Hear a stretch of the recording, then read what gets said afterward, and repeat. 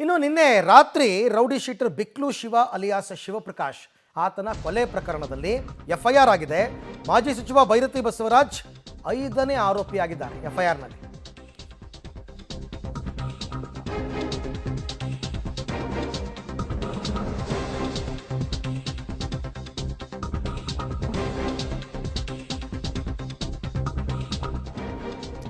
ಬಿಕ್ಲು Shiva alias Shivaprakash ಕೊಲೆ ಪ್ರಕರಣಕ್ಕೂ ನನಗೂ ಯಾವುದೇ ಸಂಬಂಧ ಇಲ್ಲ. ಪಬ್ಲಿಕ್ ಟಿವಿಗೆ ಭೈರತಿ ಬಸವರಾಜ್ ಅವರು ಕೊಟ್ಟಿರ್ತಕ್ಕಂಥ ಪ್ರತಿಕ್ರಿಯೆ, ಈ ಪ್ರಕರಣಕ್ಕೂ ನನಗೂ ಸಂಬಂಧ ಇಲ್ಲ, ನನಗೆ ಆ ವಿಚಾರಣೆ ಗೊತ್ತಿಲ್ಲ, ಅವ್ರು ಯಾರು ಅಂತಲೂ ಗೊತ್ತಿಲ್ಲ. ನಾನು ಕಾನೂನು ಸಮರ ಮಾಡಲೇಬೇಕಲ್ಲ, ನನ್ನ ಹೆಸರು ಎಫ್ಐಆರ್ನಲ್ಲಿ ಇರೋದ್ರಿಂದ ಮಾಡ್ತೀನಿ, ಗೃಹ ಸಚಿವರಿಗೂ ಮನವಿ ಕೊಡ್ತೀನಿ ಅಂತ ಭೈರತಿ ಬಸವರಾಜ್ ಅವರು ಹೇಳಿದ್ದಾರೆ. ನಿನ್ನೆ ರಾತ್ರಿ ಹಲ್ಸೂರು ಬಳಿ ರೌಡಿ ಶೀಟರ್ ಬಿಕ್ಲು ಶಿವ ಕೊಲೆಯಾಗಿತ್ತು. ಅವ್ರ ತಾಯಿ ದೂರು ಕೊಟ್ಟಿದ್ದರು. ಇವರ ಕುಮ್ಮಕ್ಕಿನಿಂದಲೇ, ಬಸವರಾಜ ಕುಮ್ಮಕ್ಕಿನಿಂದಲೇ ಕೊಲೆಯಾಗಿದೆ ಅಂತ ಅವ್ರು ಹೇಳಿದ್ದು. ಸೊ ನನಗೂ ಅದಕ್ಕೂ ಸಂಬಂಧ ಇಲ್ಲ ಅಂತ ಈಗ ಅವರು ಸ್ಪಷ್ಟೀಕರಣವನ್ನು ಕೊಟ್ಟಿದ್ದಾರೆ. ಶಿವಪ್ರಕಾಶ್ ಅಲಿಯಾಸ್ ಬಿಕ್ಲು ಶಿವ ಕೊಲೆ ಪ್ರಕರಣದಲ್ಲಿ KR-ಪುರಂ ಬಿಜೆಪಿ ಶಾಸಕ ಭೈರತಿ ಬಸವರಾಜ್ ಅವರ ಹೆಸರು ಕೂಡ ಕೇಳಿ ಬರ್ತಾ ಇದೆ. ಯಾಕೆಂದ್ರೆ ಎಫ್ಐಆರ್ನಲ್ಲಿ ಅವರ ಹೆಸರಿದೆ. ನಮ್ಮ ಜೊತೆ ಖುದ್ದು ಭೈರತಿ ಬಸವರಾಜ್ ಅವರೇ ಇದ್ದಾರೆ. ಸರ್, ಏನಿದು ಪ್ರಕರಣ? ನಿಮ್ಮ ಹೆಸರೇ ಕೇಳಿ ಬರ್ತಿದೆ ಅಂತ. ಈ ವಿಚಾರದ ಬಗ್ಗೆ ನನಗೆ ಯಾವುದೇ ಮಾಹಿತಿನೂ ಇಲ್ಲ, ಏನೂ ಇಲ್ಲ. ಯಾಕೆ ನನ್ನ ಹೆಸರು ತಂದಿದ್ದಾರೋ ಗೊತ್ತಿಲ್ಲ.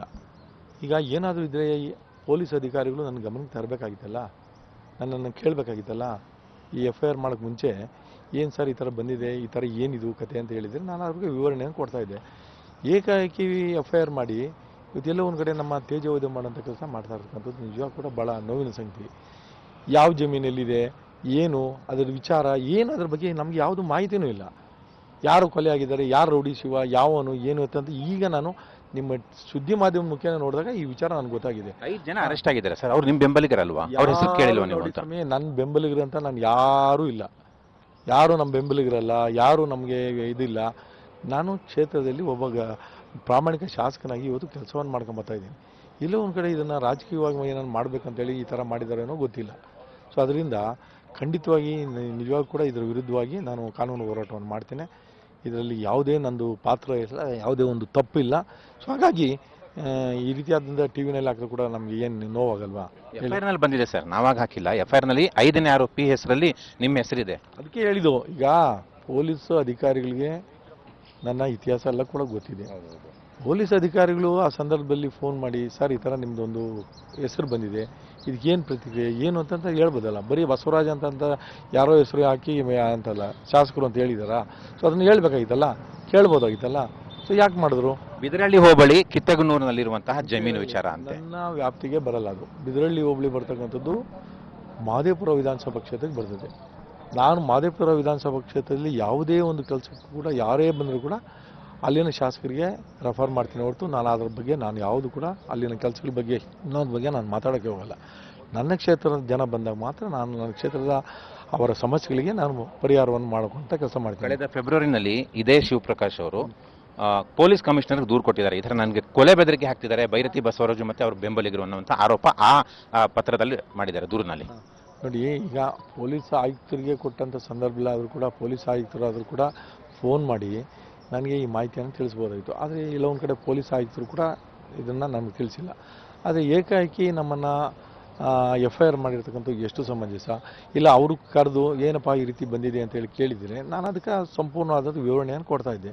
ಇದಕ್ಕೂ ನನಗೆ ಸಂಬಂಧ ಇಲ್ಲ, ಯಾರು ಮಾಡಿದರೋ ಅವ್ರನ್ನ ನೀವು ಶಿಕ್ಷೆಗೊಳಪಡಿಸಿ, ನನಗೂ ಇದಕ್ಕೂ ಸಂಬಂಧ ಇಲ್ಲ ಅಂತೇಳಿ ನಾನು ಹೇಳ್ತಾ ಇದ್ದೆ. ಮುಂದಿನ ಕ್ರಮ ಏನು, ಮುಂದಿನ ನಡೆ ಏನು? ನಾನು ಅದೇ ಹೇಳಿದ್ನಲ್ಲ, ಈಗ ಮುಂದಿನ ನಡೆ ನಮ್ಮ ಹಿರಿಯ ವಕೀಲರು ಚರ್ಚೆ ಮಾಡಿ ಇದರ ವಿರುದ್ಧ ಕಾನೂನು ಹೋರಾಟವನ್ನು ಮಾಡ್ತೀನಿ. ಇದರ ಹಿಂದೆ ರಾಜಕೀಯ ಉದ್ದೇಶ ಇದೆ ಅಂತ ಹೇಳ್ತೀರಾ? ಇದ್ದಂಗೆ ನಾನು ಕಾಣಿಸ್ತಾ ಇದ್ದೆ. ಯಾಕಂದರೆ ಇದನ್ನು ನೋಡಿದಾಗ FIR ಹಾಕಬೇಕಾದ್ರೆ ಒಬ್ಬ ಶಾಸಕನ ಮೇಲೆ ನಾನು ಕೂಡ 4 ಬಾರಿ ಗೆದ್ದಿದ್ದೀನಿ, ಕೆಲಸ ಮಾಡಿದ್ದೀನಿ, ಎಲ್ರಿಗೂ ಗೊತ್ತಿದೆ. ಆದರೆ ಇಲ್ಲ ಒಂದು ಕಡೆ ಇದನ್ನು ಆಗಬೇಕಾದ್ರೆ ಸ್ವಲ್ಪ ಆದರೂ ಕೂಡ ಅವರು ನಮಗೆ ತಿಳಿಸ್ಬೇಕಾಗಿತ್ತಲ್ಲ, ಮಾಹಿತಿಯನ್ನು ತಿಳಿಸ್ಬೇಕಾಗಿತ್ತಲ್ಲ. ತಿಳಿಸದೆ ಏಕಾಏಕಿ ನಮ್ಮನ್ನು ಸೇರಿಸಿರ್ತಕ್ಕಂಥದ್ದು ಎಷ್ಟು ಸಮಂಜಸ? ಬಂಧನ ಭೀತಿ ಇದೆಯಾ? ಅಯ್ಯೋ, ಯಾಕೆಂದ್ರೆ ಇತ್ತೀಚೆಗೆ ರವಿಕುಮಾರ್ ಅವರ ಪ್ರಕರಣ ಕೂಡ ಆಯಿತು. ಆ ವಿಚಾರದಲ್ಲಿ ಕೂಡ ಸರ್ಕಾರ ಸ್ವಲ್ಪ ಸೀರಿಯಸ್ ಆಯಿತು. ಬೇರೆ ಬೇರೆ ಬಿಜೆಪಿ ಶಾಸಕರ ವಿಚಾರದಲ್ಲಿ ಸೀರಿಯಸ್ ಆಗ್ತಿದೆ ಸರ್ಕಾರ. ಮಾಡಿದರೆ ತನಿಖೆ ಮಾಡಲಿ, ತನಿಖೆಯಲ್ಲಿ ನಮ್ಮ ಪಾತ್ರಗಳೇನಿದ್ದರೂ ಕೂಡ ನಾನು ತನಿಖೆಗೆ ಸಹಕಾರ ಕೊಡ್ತೀನಿ, ಅದ್ರ ಬಗ್ಗೆ ಇಲ್ಲ. ಆದರೆ ನೀವು ಈ ರೀತಿಯಾದಂಥ ಮಾತುಗಳಿದ್ರೆ ನನಗೂ ಕೂಡ ಎಲ್ಲ ಬೇಜಾರುತ್ತೆ. ಯಾಕಂದರೆ ನಾನು ಒಬ್ಬ ಪ್ರಾಮಾಣಿಕ ಶಾಸಕನಾಗಿ ಕೆಲಸ ಮಾಡ್ಕೊಂಬಂದಿದ್ದೀನಿ. ತಪ್ಪು ಮಾಡಿದೆ ನೀನು ಅವ್ರ ಮೇಲೆ ಆಪಾದನೆ ಮಾಡಿದ್ರೆ ಎಷ್ಟು ಸಮಂಜಸ? ಇದಾಗಬೇಕು. ಗೃಹ ಸಚಿವರನ್ನು ಭೇಟಿ ಮಾಡ್ತೀರಾ ಅಥವಾ ಮುಖ್ಯಮಂತ್ರಿಗಳನ್ನ ಭೇಟಿ ಮಾಡ್ತೀರಾ? ಹೇಗೆ ಅಂತ? ನಾನು ಅದಕ್ಕೆ ಫೋನ್ ಮುಖೇನ ಗೃಹ ಸಚಿವರನ್ನು ಕೂಡ ಭೇಟಿ ಮಾಡ್ತೀನಿ. ಒಟ್ಟಾರೆ ಫೈನಲ್ ಆಗಿ ಏನು ನಿಮ್ಮದು ಅಂತ?